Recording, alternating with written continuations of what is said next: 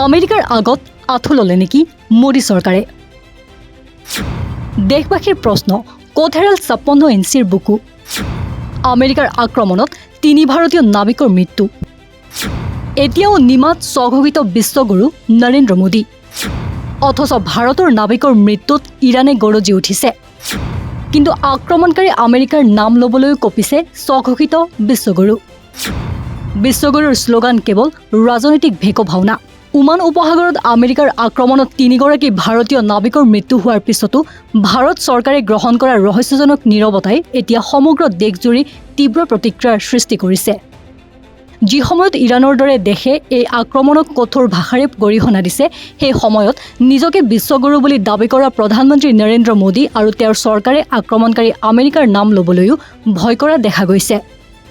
ভাৰতৰ বৈদেশিক পৰিক্ৰমা মন্ত্ৰালয়ৰ মুখপাত্ৰ ৰন্ধীৰ জয়সৱালে কেৱল আনুষ্ঠানিক বিৰোধ প্ৰদৰ্শন কৰিয়েই দায়িত্ব সামৰিছে আৰু আমেৰিকাৰ নাম এবাৰো উচ্চাৰণ কৰা নাই।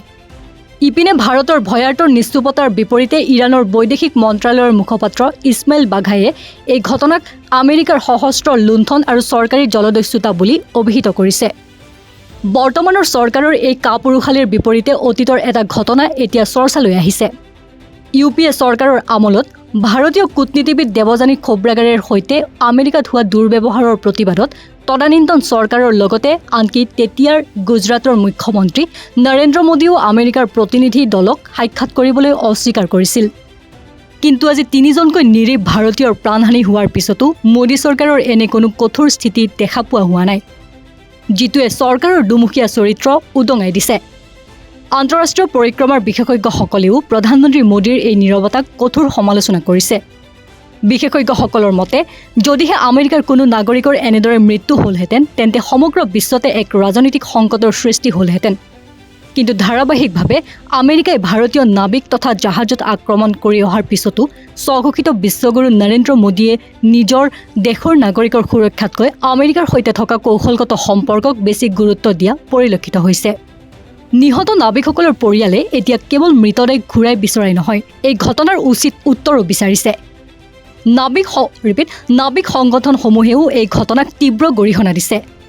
আনহাতে বিৰোধী কংগ্ৰেছেও মোদী আৰু ডোনাল্ড ট্ৰাম্পৰ ব্যক্তিগত সম্পৰ্কক লৈ প্ৰশ্ন উত্থাপন কৰিছে। কংগ্ৰেছৰ মতে, যেতিয়া ভাৰতীয় নাগৰিকৰ প্ৰাণ গৈছে তেতিয়া কেৱল এক আনুষ্ঠানিক প্ৰতিবাদৰে চৰকাৰে নিজৰ দায়িত্ব সামৰিব নোৱাৰে। ভাৰতে দীৰ্ঘদিন ধৰি কৌশলগত স্বায়ত্তশাসনৰ কথা কৈ আহিছে। কিন্তু আমেৰিকাৰ আক্ৰমণত ভাৰতীয় নাবিকৰ মৃত্যুৰ পিছতো চৰকাৰে গ্ৰহণ কৰা এই কূটনৈতিক নীৰৱতাই প্ৰমাণ কৰিছে যে বিশ্বগুৰুৰ শ্লোগান কেৱল এক ৰাজনৈতিক ভেকো ভাওনাহে। ভাৰতীয় নাগৰিকৰ জীৱনৰ মূল্য কি? কেৱল এক কূটনৈতিক নীৰৱতা নেকি? আমেৰিকাৰ আগত আঁঠু লোৱা চৰকাৰলৈ এয়াই এতিয়া সমগ্ৰ দেশবাসীৰ আটাইতকৈ ডাঙৰ প্ৰশ্ন। News desk report, north east নাও।